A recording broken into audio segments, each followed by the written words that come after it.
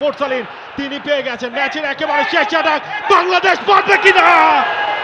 হেডারটাও হয়েছিল তারিক কাজী, তিনি নিয়েছিলেন হেডারটা, শেষ পর্যন্ত সেটা গেল বাইরে দিয়ে এবং রেফারি তিনি তার ফাইনাল হুইসেলটাও দিয়ে দিয়েছেন।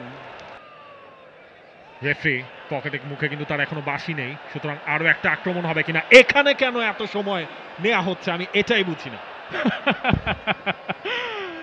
নাবিল খান, আপনার কথা শুনে কষ্টেই হাসছি আসলে, অবিশ্বাস্য।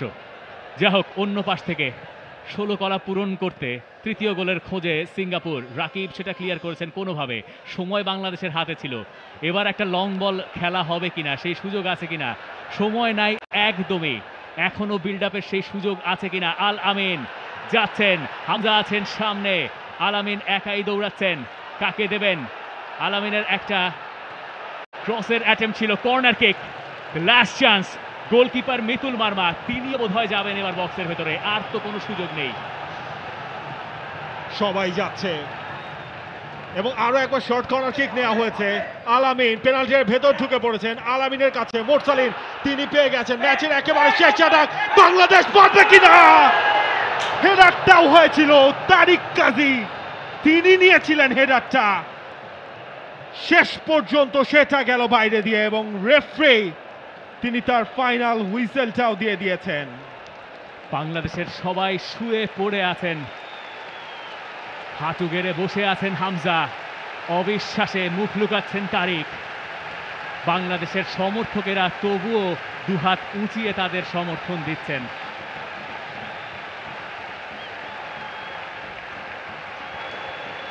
বাংলাদেশ হারলো, বাংলাদেশের কপালও পুড়ল, আর হামজা তার ক্রোধ সামাল দেবেন কি করে।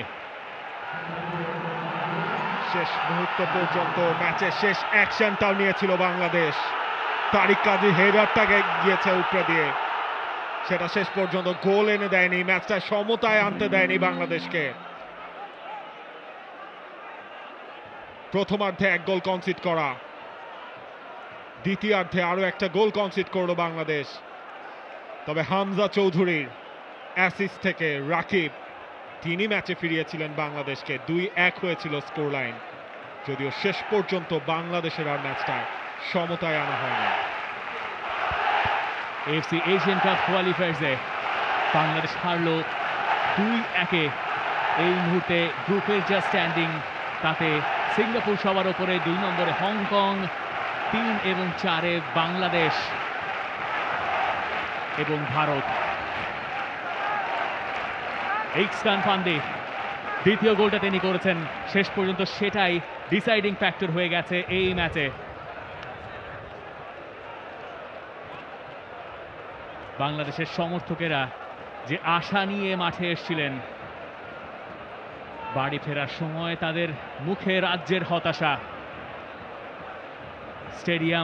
স্টেডিয়ামের বাইরে সারা বাংলাদেশে বা বাংলাদেশ ছাড়িয়ে বিশ্বের বাইরে বাংলাদেশিদের জন্য এক হতাশার match. For more updates, subscribe to our YouTube channel and click on the bell icon. Follow us on Facebook and Instagram. Download T-Sports app to enjoy exciting games and highlights. Visit tsports.com.